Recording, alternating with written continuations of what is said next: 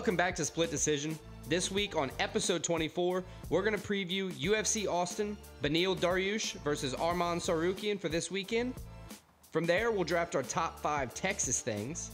Then we'll huddle up for conference championship week with some college football matchups, and then week 13 of the NFL.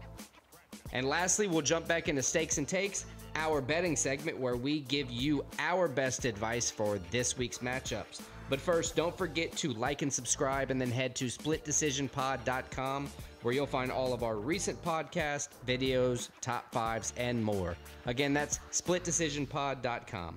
All right, let's go.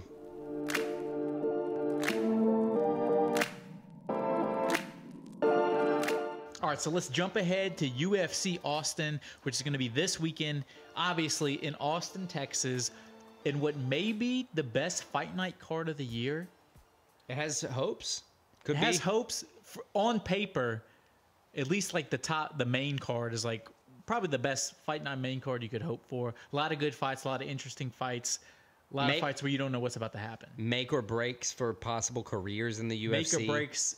A lot of guys looking... Can they make that next step? Can they stay at the top level? You're going to stay a contender, or you rise in it to get a shot for the belt? What are you doing? Yeah, so let's jump into it, and we're going to start with what's going to be the main event.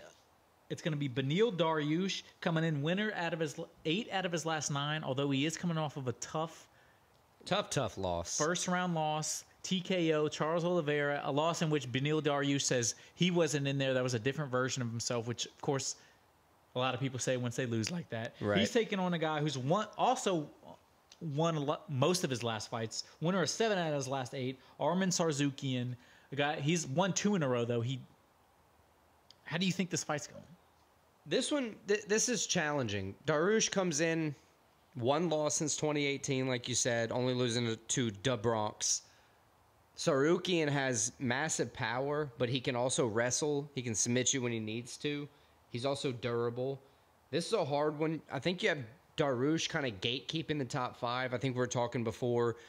Michael Chandler's obviously the 5th ranked in the lightweight division, but he's just kind of set to the side waiting for his Dariush matchup. is one of those guys, did he hit his peak yet is the question. Was his peak like getting to the top 5 and he can't hang with the top level like we saw against Da Bronx? Or is he a guy that's going to stay there and keep competing with the top 5? I'm also very interested to see how Tsarukyan, for instance, competes in the top 5 of the lightweight, because we've been talking heavily over the past couple months that, you know, the lightweight division is super stacked. It's filled with young talent.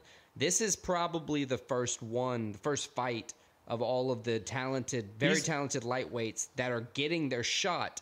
He's one of the guys that a lot of people talk about, him being only 27 and getting to this spot. So exactly as you said, is he ready for this?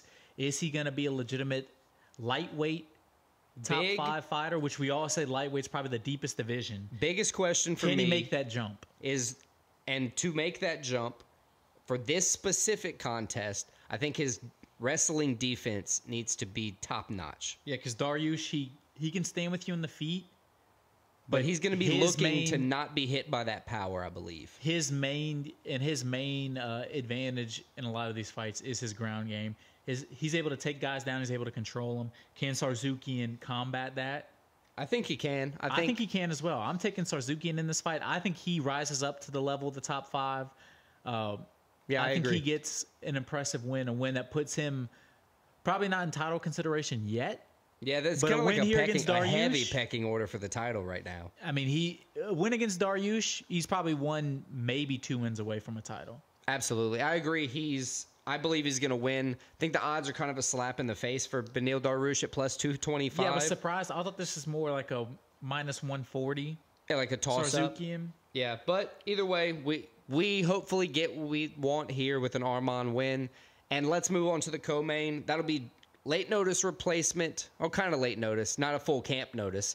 Jalen, the Tarantula Turner, taking on Bobby King Green. Replacing the guy he fought last and lost to last. And then Dan Hooker. Right. Dan Hooker broke his arm against Jalen Turner. And still beat Jalen Turner. And then just re-broke it like last week and a half ago.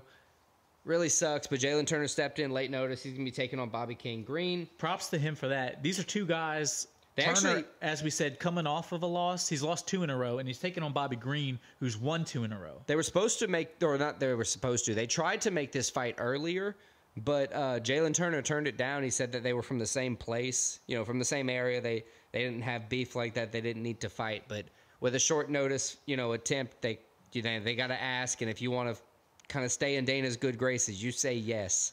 This is that is true. They always say the best way to get on the UFC's good side is take a short notice fight, right? Because you kind of save. You got to win too, but you kind of save the day on the card, and it's still a good card. Bobby Green, 4th fight this year. Right, I was going to say and he hasn't lost yet. Yeah, he's won 2 in a row. He had the no contest against Jared Gordon where it headbutt. Yeah, but he's won 2 in a row. I mean, he has a chance, a win right here. You win 3 times in a year, don't lose.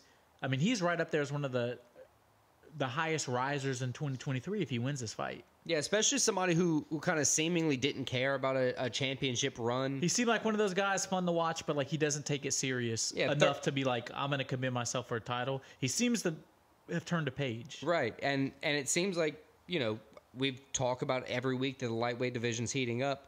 This is another one to add to the mix. No matter who wins this fight, you add them right back into the contention mix of they're going to be getting a top 10, top 5 opponent with a couple more wins themselves. And it goes without saying, as in every fight Jalen Turner fights at the lightweight division, him coming in at 6'3", he has a huge length advantage in this. Yeah.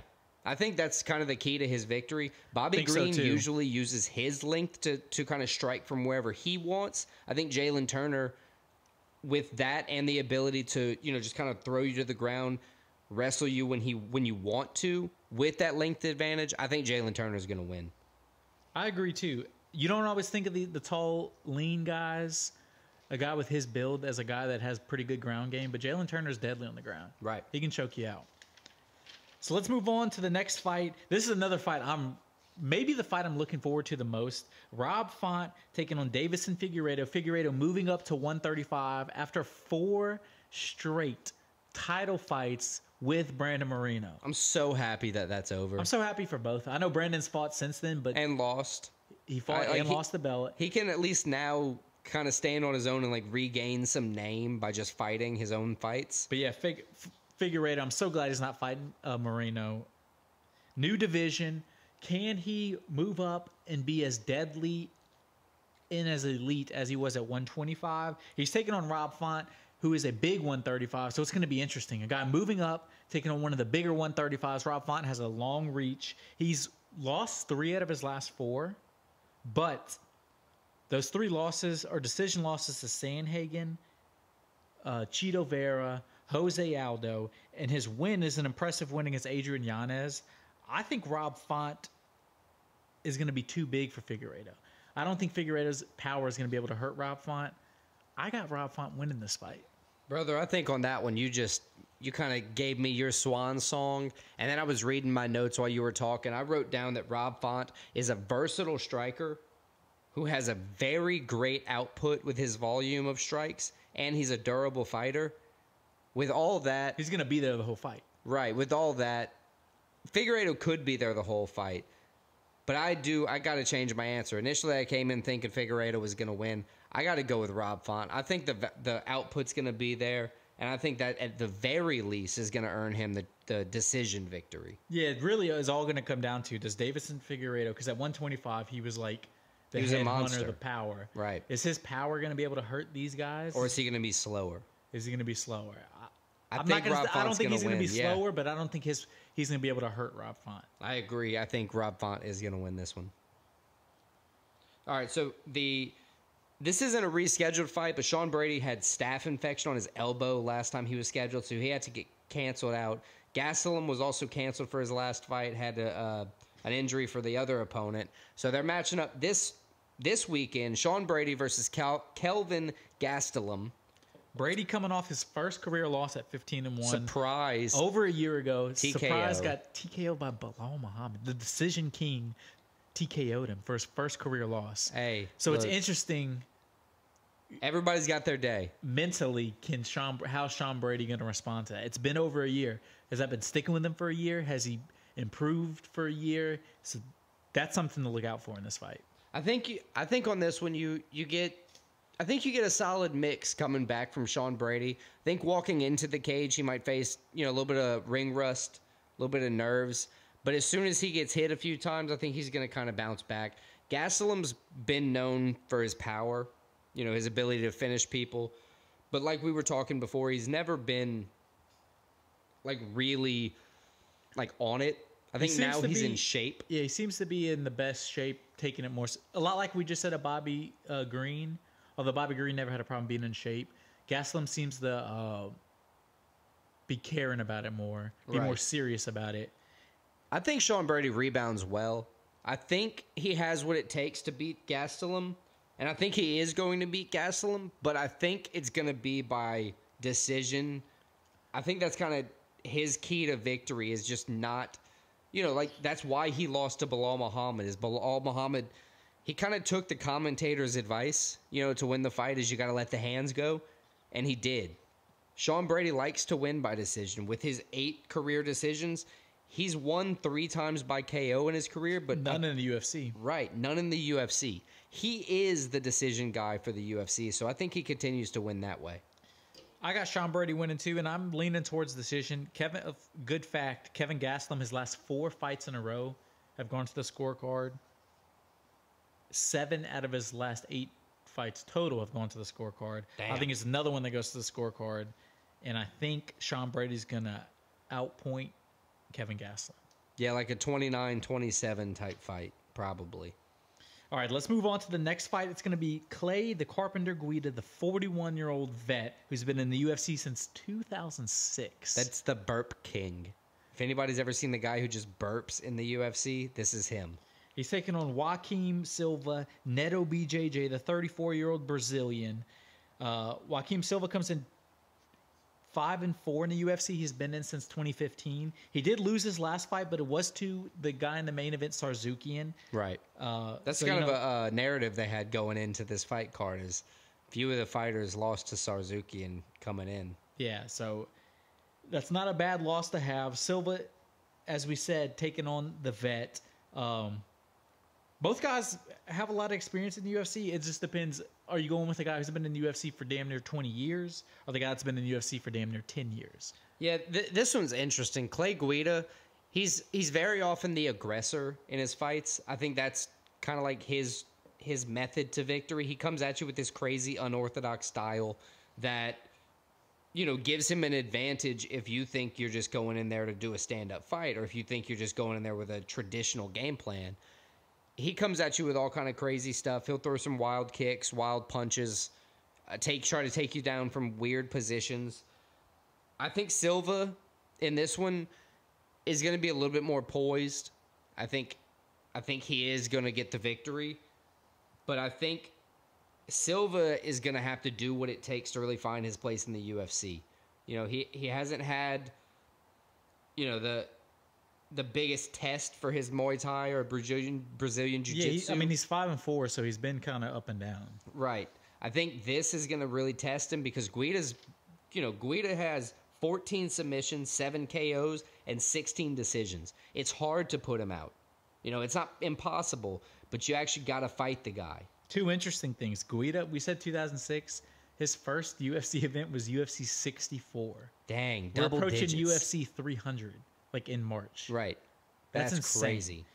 Another interesting thing about Guida, his last 6 fights, he's alternated wins, losses. He lost his last fight. So that would tell you maybe he's in line for a win.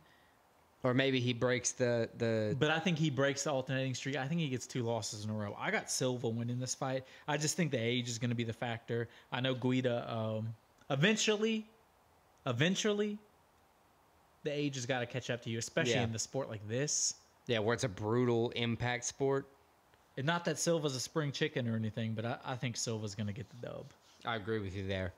All right, so now opening, the main card for UFC Austin, we have Punahele Storytime Soriano taking on Dustin Stoltzfus. Soriano is a powerful southpaw striker. He's kind of been rocky as of late. 3 losses in his last 4 fights. He's 3-3 in the UFC, so he's kind of been on a rocky road. 3-3, but all three of his wins, one positive. All three of his wins are by KO, TKO. So he's a guy got the power. He gets finishes. Right. Stoltzfus. It doesn't look like a hard name to say, but it's kind of a tongue twister. The ZLTF throws you off. It's kind of hard. Don't see that too often. He has a Muay Thai and Brazilian Jiu-Jitsu background. He's also had a rocky road in the UFC. 1-4 in the UFC. Yeah, it's 1 win, 4 losses. I think the winner of this fight is the one who gets a shot to stay in the UFC. I think the loser of this fight will be cut Sunday morning, Monday night. It's two guys that have taken a little while off, too. Soriano, his last fight was in January of this year. Stoltzfus, his last fight was in September of last year. Yeah, so if you're not winning and you're also not competing, that UFC can just sign another hungry fighter. Yeah, I'm taking the guy that has 3 UFC wins in this fight. I'm taking Soriano. I agree. I think Soriano's going to win. I think he wins, and I'm going to go out on a limb and say he wins by TKO KO. Kind of give him an edge to keep his spot on the roster. I agree. Let's get it.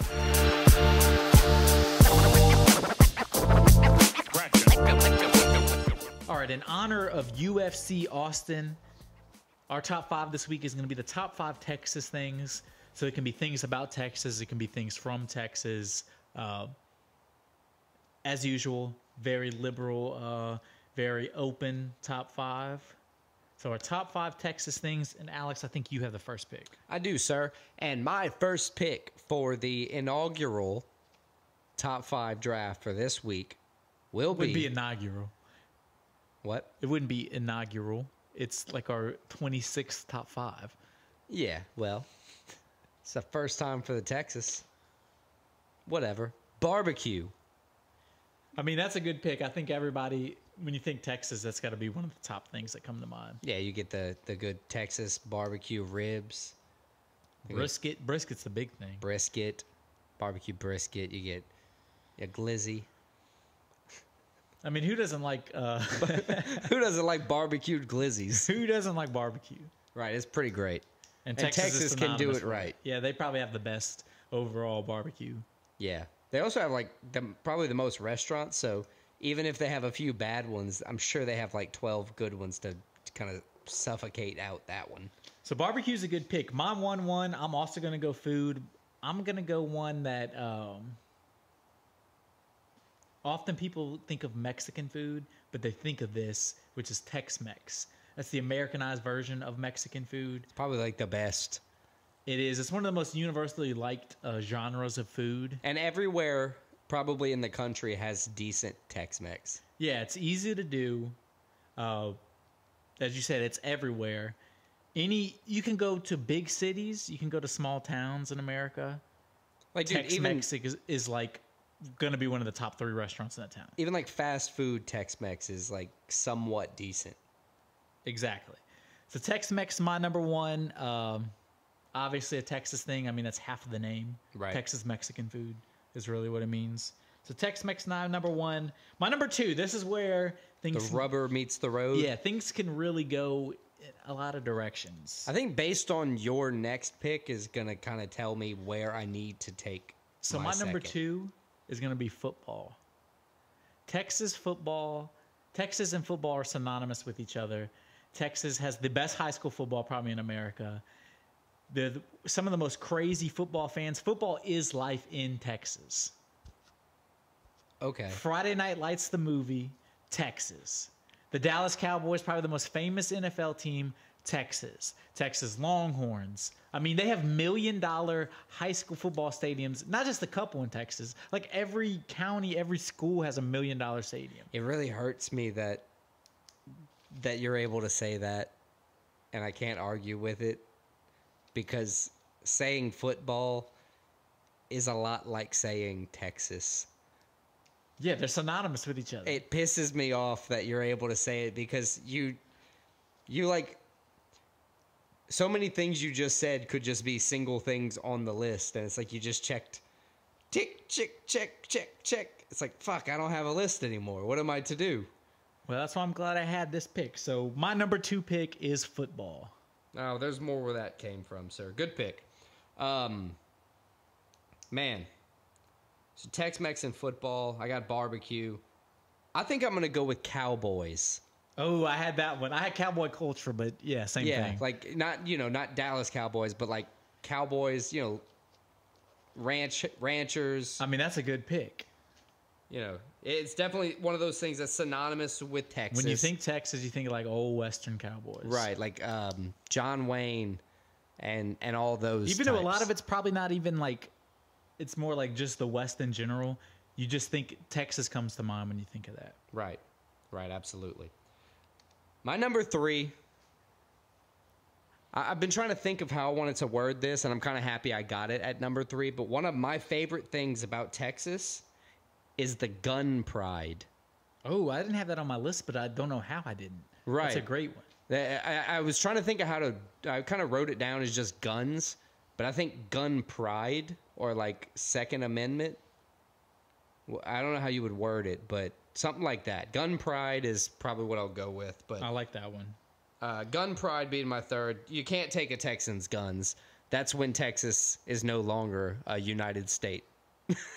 I agree. That's a good pick. I mean, guns and Texas are synonymous with each other. Right. You can't, and you also can't think about guns without thinking about Greg Abbott, especially lately. It's pretty crazy. Him in that wheelchair. Yeah. That's a good pick. So that was your number 3 pick? Number 3 pick. Yes, sir. So my number 3 pick is going to be another broad thing. It's going to be the Texas landscape. Texas has everything you could hope for. It has desert. It has the hill country. It has big cities. It has beaches. I mean, it has cactuses. It has plains. Has canyons. It's like a whole world has rivers. In the state. Yeah, the Texas landscape is beautiful. So much variety. Such a big state. So Texas landscape is my number 3 pick. One time I left here actually, drove 13 hours from here and just directly west into Texas. I was wearing shorts, of course, because it's never really cold. And by the time we got to where we were going in Texas, it was snowing and there were mountains around us, or at least they looked like mountains. It was crazy. Was that? No, you have a 4th pick, right? So I have a 4th pick. I'm trying to decide what it is. We have so many places we can go. So many good picks. So many good options. My number 4 pick is going to be NASA and the Space Center. I have that on my list. Based in Houston. I mean, when you think space, you think of the quote, Houston, we have a problem. For some reason, that's what always comes to mind. You want to know why? Yeah, because the command center's in Houston. Right. I know why. Okay, good. Houston, Texas. I mean, you'd lose the pick if you didn't know that. They have a baseball team named after them. Right. Houston specifically is known as like Space City, and like where NASA, I don't think they're technically based there, but they have a huge space center there. Right. And a lot of their operations, at least back in the day, were there. They have a lot of office operation there now. So I think NASA and the Space Center, I think that's synonymous with Houston, which is obviously Texas. So the NASA Space Center. I like that. I've also been kind of toying with my 4th pick. NASA was actually going to be my 4th pick. I was hoping you didn't say that. Biding my time. I was trying not to make any references towards outer space or anything. But I think for my 4th pick, I got to go with the Alamo. It's a historical place. I'll let you do your point first. Obviously, it's not a great battle in any sense. That's the thing. We lost. Right. But it's historically We're not a country significant. Of losers. It's historically significant. I heard it's one of the most underwhelming landmarks you can go to. I've never been. Oh, yeah. You went to school somewhere else. See, we went as a field trip. And it's like a fucking 7-Eleven. Pretty much.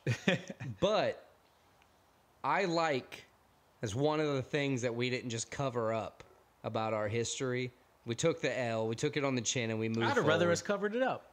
Yeah, we do that. Talk about we do that a lot. Just don't talk about it. We do that a lot. So I'll pick the Alamo as my 4th pick. Top Texas thing. It's definitely synonymous with Texas. Well known. And for my last pick, I think I'm going to take the Australian Shepherd. It was bred in Austin. It's not even named off after them. It was created. The breed was created in Austin. Yeah, this is a reach. This is a bad pick. I'm sorry. Oh, whatever. The Australian Shepherd is the 5th best thing about Texas. Yeah, dude, it's a dog. And it's a I smart would associate a golden retriever or a retriever more than all. Well, it's not your choice. Australian Lame Shepherd pick. is a breed from Austin, Texas. Great dog, smart dog, made for herding cattle. Definitely a Texas thing on their ranches. So Australian Shepherd, top 5, 5th top Texas thing. All right, so I got one more pick. I have a lot of ways I can go with this. I'm not sure where to go. There's a lot of options. So I'm going to throw a couple things out there. A couple? I'm just going to tell you what I'm thinking. Like an honorable mention? I'm going to pick... I'm thinking ranches. I'm thinking Freedom. I'm thinking oil. Got that. I'm thinking Hank Hill. Got that. Dr. Pepper. Got that. I have Arlen. I put King of the Hill / Hank Hill. Right. I think I'm going to go with the top podcast in the world. I think I'm going to go with the Joe Rogan Experience. A podcaster that influenced us, inspired us, no doubt. Inspired many, probably most of the successful podcasts right now. Yeah, I'd imagine, especially during COVID. Based in Austin now. He loves Texas. Even though he's not from there and he just moved there, he kind of symbolizes what Texas is about. Freedom, guns, free thinking. Yeah, do what you want to do as long as it's not affecting somebody else. Exactly. So I think Joe Rogan Experience is going to be my 5th best Texas thing. What's your top honorable mention? I mean, I think I got to go Ranches, Oil, King of the Hill, Six Flags, Dr. Pepper. Fair. My top honorable mention that was unmentioned in the entire draft gotta be that everything's bigger. I thought about that too. Kind of the quote, everything's bigger in Texas. I also thought about Chuck Norris Walker, Texas Ranger. I have that written down. I also have Derek Lewis and American Pride or Texas Pride. I put Freedom. Right. Oh, you know what? Another good one. Rodeo. They're roads. They're roads. Oh, yeah, the roads are great. They have great smooth roads, highways. The Bush family. The Bush family. I put Jerry World in the Astrodome. There you go. Rodeos, bull riding. HEB. Yep.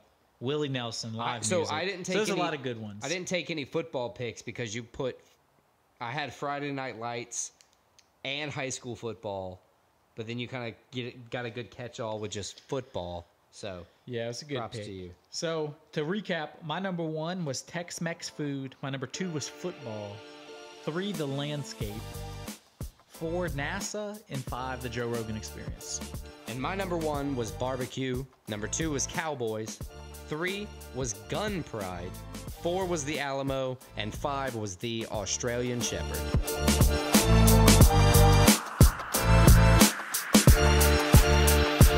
Blue 42 said, "Hut." Let's jump into NCAA Conference Championship Week. And we're going to start off Friday night, Pac-12 Championship, the last year of the Pac-12 before both of these teams moved to the Big Ten. It's the number 5 playoff-ranked Oregon Ducks, number 3 Washington Huskies, for what really comes down to a spot in the playoffs. The rematch, Washington barely edged out Oregon in Seattle earlier this year. Can Oregon get revenge? Despite the loss, Oregon comes in 9.5-point favorites over Washington. Yeah, that's kind of crazy, but I get it. They've been playing a lot better than Washington since that game, really. Yeah, I've been trying to find the word, and I just realized the word I was trying to tell you about what happened to Michael Penix last week. He got exposed.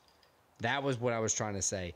Not that he did anything inherently bad, but that they can't move the ball through the air against an inferior team proved to me. It was rivalry week, so you can kind of throw, Washington State's usually a close game no matter how good the teams are. 204 passing yards with 1 touchdown through the air. But hey, they keep winning and they haven't lost yet. I think this is the time Oregon Ducks wins the game. I agree with you. I think Oregon's the hotter team. They're the team that if you watch them, if you put on the tape and watch them play football, you're like, That's a good fucking team. Right, and I think not they have to the say momentum. Anything, despite Washington being 12-0, which is crazy to say. Right, and I know I'm saying not necessarily bad things about Michael Penix, but not saying like, whoa, he's gonna win. Bo Nix has done very well this season protecting the ball. Between Bo Nix and Jaden Daniels, pretty much for the number Heisman. one offense for Heisman. And number one offense in college football. I think the Ducks defense holds up and they win the game. I think if Michael Penix throws more than 2 touchdowns, I think Washington wins the game. I think Oregon gets this dub outright, but I'm not sure if they cover the 9.5. That 9.5 is scary. And I'm not a huge fan of the 66.5 point spread or the 66.5 point over under either. Yeah, because Washington lately has been a low underscoring team. And I think in this type of matchup, similar to rivalry week, I think the Ducks are going to play to the competition. They're 2 rivals too, yeah. So I agree the Ducks are going to win. I'm kind of feeling like an under and Washington covering. So we're both on Oregon right there. Let's move on to the first big game of Saturday. I think this is at 11 a.m. It's the Big 12 championship game. It's the last year Texas in the Big 12 before they jumped to the SEC. And this number 7 ranked Texas Longhorns taking on number 18 Oklahoma State. Oklahoma State has been one of the most roller coaster teams. They have big leads. They blow big leads. They're down by a lot. They come back. They beat teams they're not supposed to beat. They lose to teams they're not supposed to lose to. Oklahoma State's a complete wild card in this game. Texas, one of the most impressive resumes in college football. There's a good chance that they win this game and we're Big 12 champs. They get in the playoffs. Did I read that correctly when Texas hasn't been conference champs since 2009? That is correct. So they'll get it right before they go somewhere else? And then they're jumping to the SEC. Yes. Oh, and they'll never win in the SEC. We say that, but there's a chance. That Texas brand, it's the biggest brand in college football. Jumping to the SEC, the biggest. Oh, kind of gets recruiting. They get recruiting power a lot. Okay, fair. I think this is going to be a close game. Texas 14.5 point favorites. I think it's going to be closer than that. I do have the Longhorns though. I think they're the hotter team. They had the one stumble against Oklahoma, but that's a rivalry in the middle of the season. Like so, those teams just play each other different. Right. Texas, I mean. Texas has been playing good. They beat the shit out of Texas Tech last week. Ollie Gordon, he's like the 3rd ranked running back in the nation. Going up against Texas's defense, they haven't allowed more than like 85 yards per game to running backs. So if all that plays, and look, it's not like we're week 3 into the season. We're at conference championship week. I think those stats matter. We know what these teams are. Right. That's why I'm saying it kind of like that. I think those stats matter. I think Texas has shown all season that they're going to stop the run, which is the Cowboys' biggest, kind of avenue to themselves. I think that Longhorns are going to win. I agree with you. I don't know about that 14.5 point spread, but I agree that minus 700 money line is going to hit this Saturday. All right, so let's move on to the SEC title game. I think this is the... Is this the biggest one? I wouldn't say the biggest. I think biggest brand-wise this year may not be the biggest because I think Oregon, Washington just 3 versus 5 because those are guaranteed winner. That goes to playoffs. But Georgia, Alabama, these teams have been the 2 best teams, besides LSU every once in a while, the past 2-3 years. Georgia, Alabama have been the 2 most consistent teams in the SEC. Georgia, the 2-time defending champ, obviously. Georgia has won 29 games straight. Yeah, coming undefeated. Nuts. 2 straight titles, and they're taking on Alabama, who, say what you want about the Crimson Tide, they're figuring out ways to win. They should have lost last week to Auburn. Lucky to get the dub, but a 4th and goal from the 31. I was going to say 4th and 31. with a minute left, and they scored. I mean, that was just an all-time Auburn blow in that game. Oh, God. But look, because of that, Bama still has a chance. If they beat Georgia, they could very well be a top 4 playoff team. Yeah, absolutely. That would be a huge upset. Even though the odds don't say it, it's a plus 180 money line for the Alabama Crimson Tide. That just shows you the respect Alabama and Nick Saban get in any kind of championship game. Yeah, I mean, because for the past 15 years, they've been the standard in college football. Georgia obviously has won 2 titles the past 2 years, but before that, when? It's been Alabama. Right. So Alabama's good. The offense has been very shaky all year. The defense has allowed points they typically don't in a historic Nick Saban season. But going along with that, Georgia has been the same kind of team. I think Georgia plays to their opponent too. When they play teams that aren't that good, they're going to beat them, but just by a little bit. When they play a team like Alabama, they're going to come out probably one of their best games of the year. I think Georgia rolls in this. 6-point favorites. I believe that's going to happen. I think the Bulldogs win by about 10. Right. I think we're going to get 6-point favorites. The Bulldogs are top 10 in most categories on offense and on defense. I think they're going to do well enough what it takes to beat Nick Saban and continue their unbeaten streak. I think they're on their way to probably a third straight title. I believe that's accurate as well. That's probably a future I should place in the coming weeks. All right, so let's move on to now the Big Ten championship game. The number 2 Michigan Wolverines coming off probably the biggest win of the season in all of college football by beating Ohio State. What's happening with the Big Ten next year? Big Ten's just adding teams. So they're adding Oregon and Washington, actually. So that's good. I watched. Big Ten's going to get stronger. Good. I like that. Okay. They're taking on the Iowa Hawkeyes, 10-2.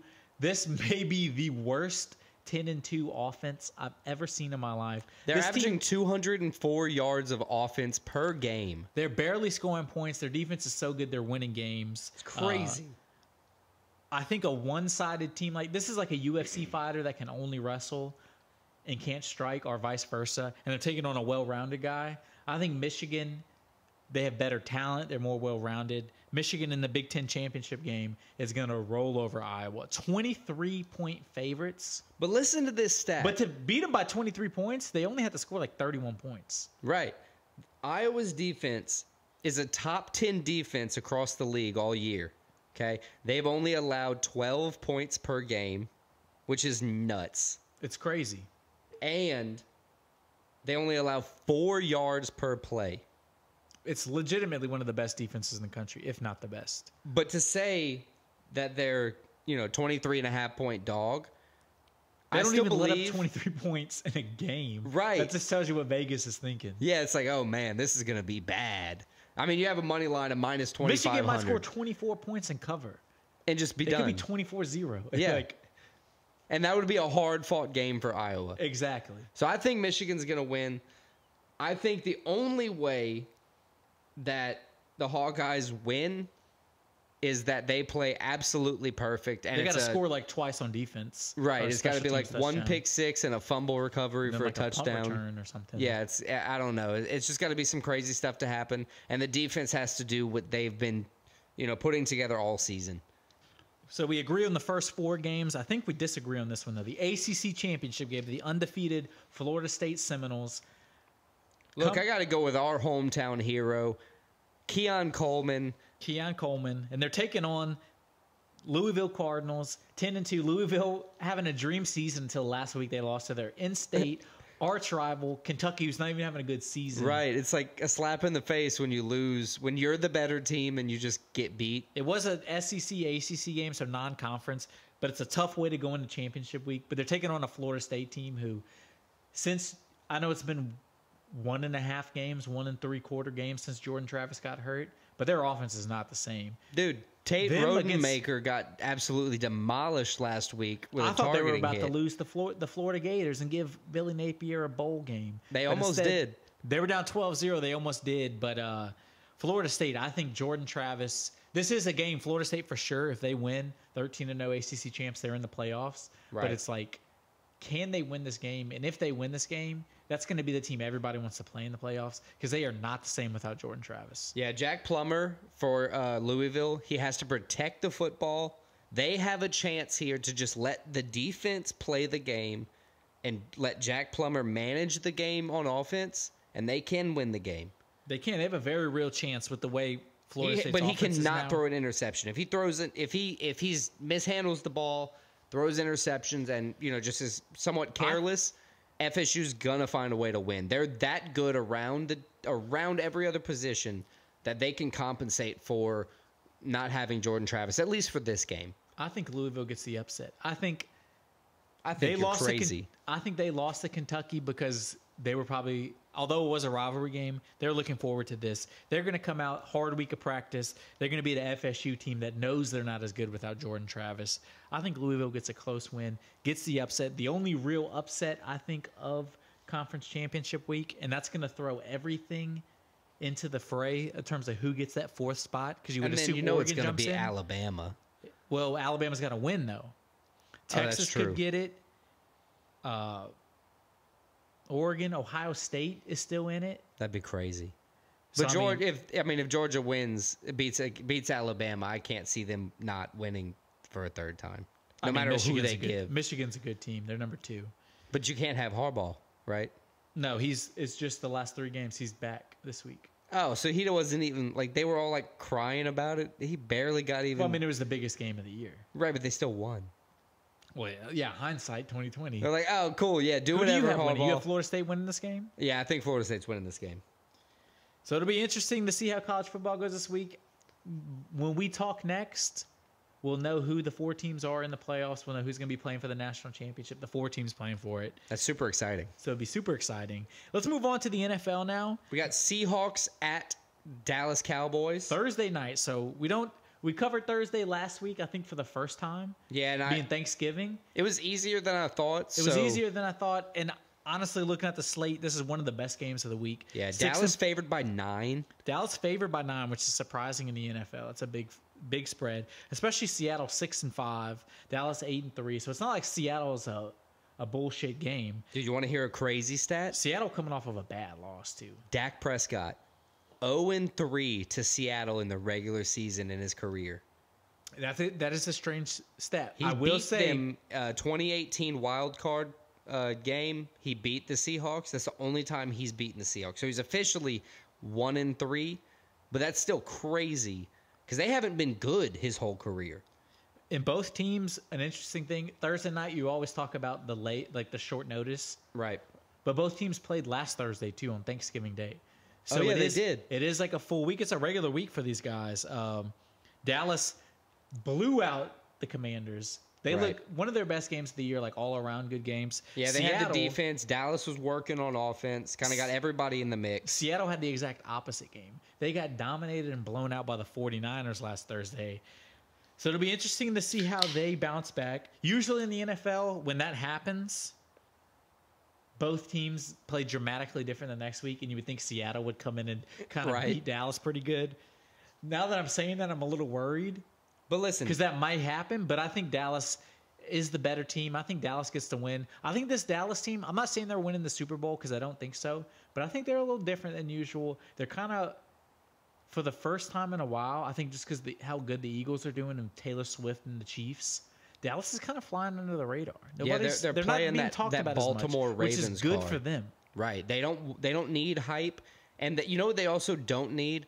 They don't need to have to rely on their quarterback. Let the defense talk. Dallas has been absolutely dominant at home, and I think honestly, with their one of the best defenses in the league, Seattle isn't scoring a bunch of offensive touchdowns. In the last 4 games, they've scored 3.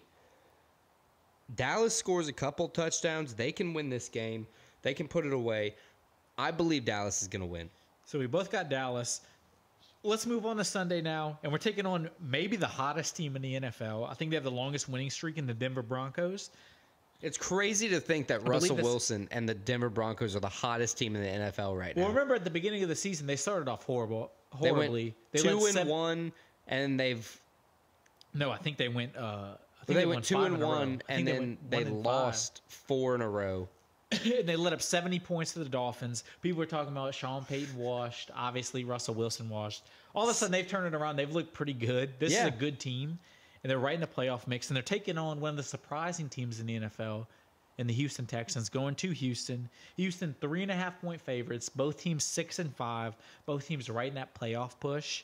First in passing yards per game, C.J. Stroud. C.J. Stroud, which is so impressive for a rookie, especially considering. The Panthers I passed was on about you. to say, how do you think that? I like Bryce Young, and I think he's going to be a good quarterback, but that's tough to see. But, I mean, honestly, what do you say? The Panthers went for the Alabama quarterback. It kind of, they got the MO of being great. So I kind of get it. Yeah, but Bryce was supposed to be different. He was like the first one. And you say that, but Jalen Hurts is good. Right. But yeah, Denver last week dominated Cleveland Browns. Obviously, the Browns without an offense because they don't have Deshaun Watson anymore. Right. But Denver dominated them. Houston, tough loss with I think it was a 56-yard field goal to tie it at the end. In the rain. Well, it was in Houston. I don't know if it was raining. Was it? It hit the post, though. It hit the I crossbar. thought it was raining. Hit the crossbar. They were so close to sending that game to overtime. A tough loss for the Texans. How does a young team like the Texans respond after a tough loss like that? I'm not sure. But I put my faith in Sean Payton and Russell Wilson. I think the Broncos go into Houston. I think they continue their hot streak. I think the Broncos get the dub. Look, I was going to kind of switch my thing and agree with you on this one as well. I think the Texans are going to respond well. I think the Broncos they've been winning, but they haven't been great all season. They haven't had consistent playmakers. I don't know. They've been pretty good. They beat the shit out of the Chiefs. They had a good win last week. It just hasn't been like a full force showing. I think the Texans are going to do what they need to do here. Both teams have been allowing points. So I think being, the number one passing offense in the NFL, I think the Texans are going to be able to win this game.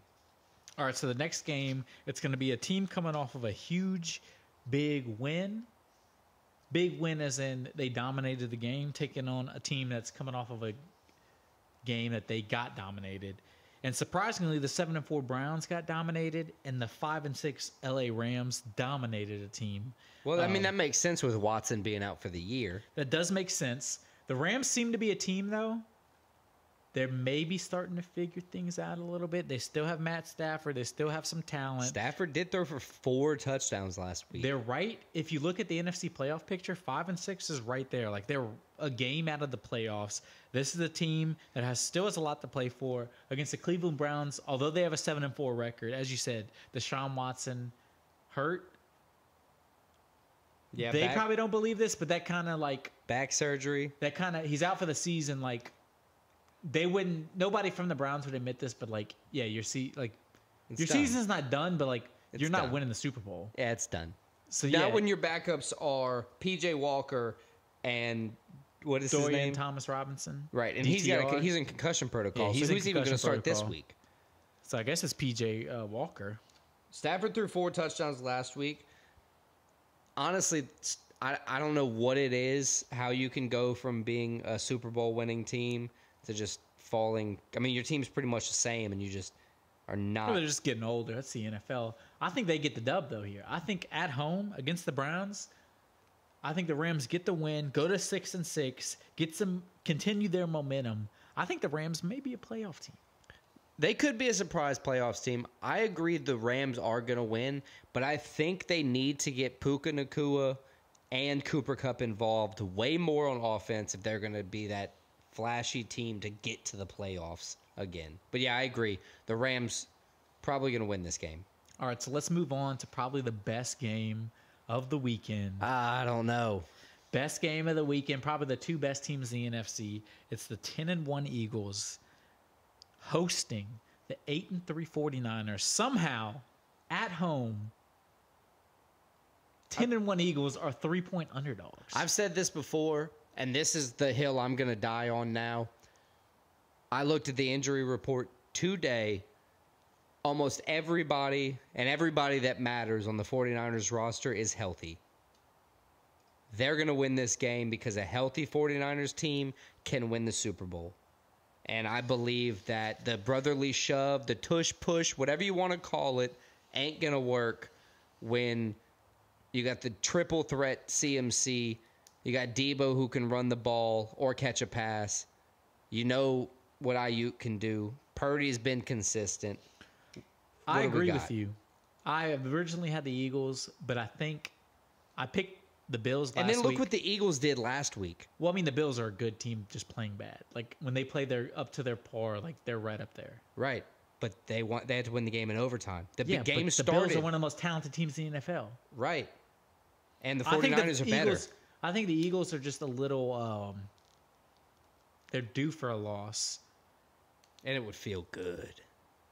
I think the Eagles due for a loss. I like the 49ers. I think, as you said, when they're healthy. I originally had Philly, but I think I'm going San Francisco. I don't know how close the game. I don't know about the 3-point spread, but I think the 49ers get the win. Yeah, the 3-point spread's rough.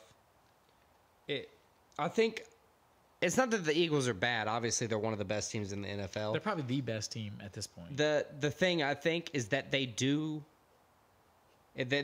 have the whole if it ain't broke, don't fix it mentality, which is great. You bet. We say that, but they've beaten like 2 of the best teams in the NFL the past 2 weeks. I think people are just starting to realize how to play them. If they go 3 and if they win this game, that means the last 3 games they beat the Chiefs, the Bills, and the 49ers. Right. That's super impressive. But you still got to face them all again in the playoffs potentially. I think somehow the Niners get the dub. And the last game we're going to cover for the NFL this week, I think it's the Sunday night game. The Kansas City Chiefs, 8-3. The team, they're still there. No matter what you say, they're still there. And they're honestly, if I had to bet money right now, I would bet them to win the Super Bowl. It's crazy that they're just always just hanging around. Going to Green Bay, taking on the 5-6 Packers. The Packers, also a team that's very hot in the NFL, right in the playoff picture in the NFC. 2 of the most storied franchises, 2 of the oldest franchises in football. I don't even know why we're ever counting out the Chiefs. Well, nope, I've never counted them out. But like the narrative is like they're not going to be good. It's like they're 8-3. Where do you see that they're not going to be good? As soon as you get Travis Kelce involved, they're good. As soon as you let Patrick Mahomes do his, it's like you don't think they're going to figure that out by January like they always do. Like, come on. Let them lose a few games. They always do. Let them learn how the loss feels, and they're going to come back and be like, yeah, we don't like that. Yeah, we're just like win. Last week. It looked like they lost, coming off of a loss. They fell down 14-0 on the road to the Raiders. And what did they do? 31-17. Yeah, 31-3 run. They dominated after that. Yeah. The Chiefs are a good team.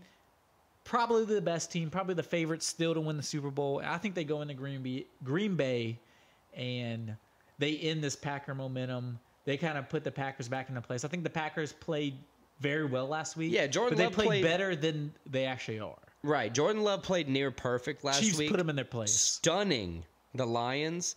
But if you look at the back half of the game, the Lions almost came back and won that game. Exactly. If you're the Aaron Rodgers replacement, you need to put up 38 points on the Lions to show them that you can just continue, not that you're going to be caught up to and almost beaten deep into the fourth quarter. But I think the Chiefs are going to win as well. I think they're probably going to cover that 6.5-point spread, but I think it's going to be a fun, interesting game.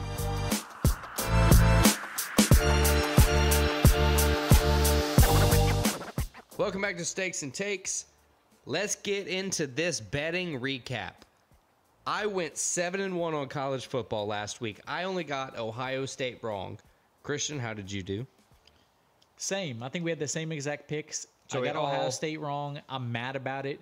Only because I was rooting for Michigan in the game. Oh, so you're just mad you picked? I'm mad I picked Ohio State because I was... Oh, so you're just mad at yourself? Yeah. Oh. I'm mad at myself. I'm happy Michigan won. I'm happy we got that one wrong because I was going for Michigan. I don't like Ohio State. I don't like their coach. So, yeah. Sounds like you just flipped. But that's fine. But I didn't change it. Yeah. Right. Well, I guess there's that. NFL, I went pretty good. I went 6-2. I lost on the Lions and the Saints. Lions got stunned by the Packers. It's kind of upsetting. 24-22, I think. And the Falcons beat the Saints, which was kind of wild. How'd you do in NFL? I went 3-5. I did bad. I lost the same 2 you did. 3-5? I lost the same 2 you did. Wow. Every last-minute decision I made last week. I was switching to Tampa Bay. Yeah. Switching to the Bills. The Bills. Because I originally had those other teams. And then I kind of did the Chargers the same way. I just thought, it was like, why it was time for a loss. Why did I pick the fucking Chargers to beat the Ravens? I don't know. 3-5, not a great week. So I went 10-6 overall. So that means you went 13-3? 13-3. It was a good week for me, yeah. It's a good week for you. Honestly, 10-6, if that's my bad week, I'm cool with it. But I'm disappointed in some of my picks. Disappointed in myself. How about your bets? You had some college football bets, right? Yeah, I went 3-2 overall in bets, 1-1 in college football. Again, I picked Ole Miss, but I picked Ohio State. Why did I pick Ohio State bet? I don't know. I wasn't going for them. That was just dumb of me. Yeah. How'd you do in college football? I went 4-1 overall. I went 1-1 in college football as well. I got Tulane right, Picked them for the money line over shout the out Tulane, Louisiana school. UTSA Roadrunners. And then I also lost Ohio State with you against Michigan. I does not have the same thoughts, sir. I do have not the same thoughts as you on Ohio State. I wanted them to win. I was not pissed. I was pulling, like I was happy Michigan won. Then I looked at my picks and bets and I was like, oh shit. Like, damn it. Yeah, that's funny. My NFL bets, I went 2-1. Should have been 3-0. The Bills should have won that game against the Eagles. That was the bet I lost was the Bills money line. My bad. I had three college bets. I had the over of the LSU game as well. There you go. We over knew that 66.5 points. So yeah, I had the Bills lost, but then I had the Niners and the Chiefs winning money lines. Both of them won pretty easily, so I'm happy with that. 3-2 overall bets. Yeah, I took the opposite of your Bills pick. That was one of the ones where you did the last minute switch. I picked the Eagles to win that game. It took to overtime, but then the non-clutchness of the Bills paid off, and the Ravens won over the Chargers, which I think that was pretty much assumed at that point. I was pretty happy with it. But moving into this week, we got each five new stakes to make. 5 new stakes, but let's start with our upset of the week. All right, what's your upset of the week? So my upset, this is the first time my upset of the week is not one of my bets. Mine too. So I'm taking the ACC championship game. I'm taking the Louisville Cardinals to beat the Florida State Seminoles as my upset of the week. Nice. Upset of the week will be your Louisville Cardinal money line. What's the odds on that? Is like plus 200, plus 190? Actually, plus 114. 114. Oh, more kind of a toss-up. But I get why it's close because they lost their FSU lost their quarterback. They're not the same without Jordan Travis. Right.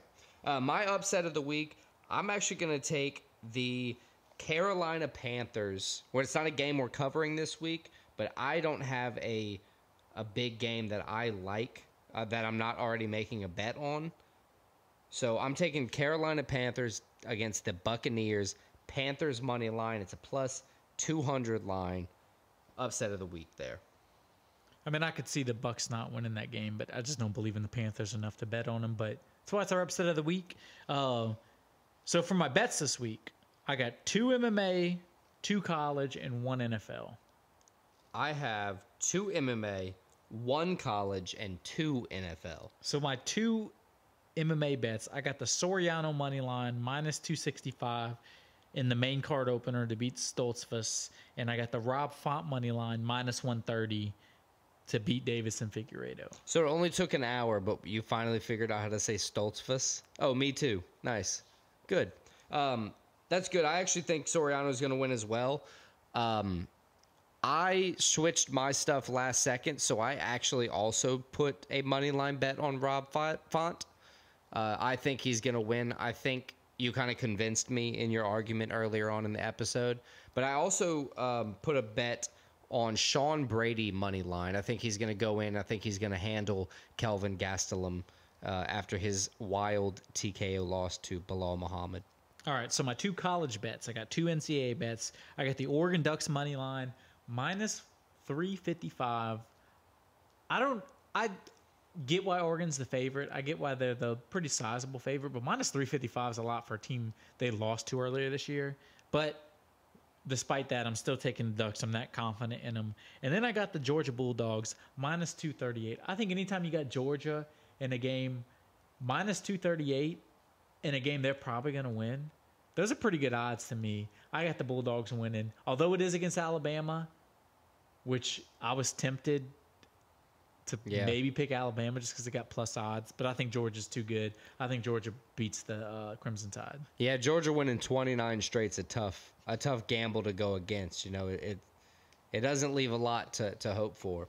I have FSU money line. I think even without Jordan Travis, I think the defense is going to hold on for one more game to get them into the playoffs where the Georgia Bulldogs will demolish them. Right, where the upset will happen. Well, not the upset, but the upset to the fans will happen. And, it's just not going to be pretty in the playoffs. But I think they are going to take the playoff spot, and it's not going to be that exciting upset that everybody's hoping for. So that was your 1 college bet, you said? 1 college bet. All right, so my 1 NFL bet, it was my last-minute change. I got the San Francisco 49ers money line. I originally had the Eagles with plus odds at home, but much like the Rob Font argument that I made, you talked me into the San Francisco 49ers. I think they go in and get the win over the Philadelphia Eagles. So I got the San Francisco 49ers money line. I don't have the exact odds. I knew it. I think it's like minus 110, minus 120, something like that. But I got the Niners. It's something like that. I also have the 49ers as a bet. It's money line minus 155. Okay. I think they're going to win. Like I said before, a healthy 49ers team is a Super Bowl contender. In my mind, it's a Super Bowl champion, especially with the roster they have. Of course, we haven't seen a whole bunch of production from George Kittle this year, but the reason that is because they haven't needed it. Like, glaringly things. George Kittle does things that don't show up on the stat sheet, too. Like, he can. Right, he's a good blocking tight end. He's a great blocking tight end. He opens up lanes for a running back like CMC or a wing route like Deebo Samuel or Ayuk. He's a team guy, too. He's a locker room guy. Everybody loves him. So, I got money line 49ers, and my last bet is going to be Texans money line over the Broncos. That toss-up of a game, I think with the Broncos not having, like, the most powerful offense, I think the Texans having really the number one through the air offense are going to at least put up enough points to get the job done. Yeah, so I think that is all 5 of our takes. Our stakes, I'm sorry. Yeah, we gave you all 16? 14? 14. I think it's 14 of our takes. 6 and 5 and 5. Yeah. So that's 16. So that kind of wraps that up, and that wraps this episode up of Split Decision, episode 24. Check us out next week. We're going to recap UFC Austin, Conference Championship Week, and Week 13 in the NFL. And we're also going to take a look ahead to UFC Vegas 83, Song Yadong versus Gutierrez in the Apex in Vegas. Be prepared for some leg kicks on that one. See you next week.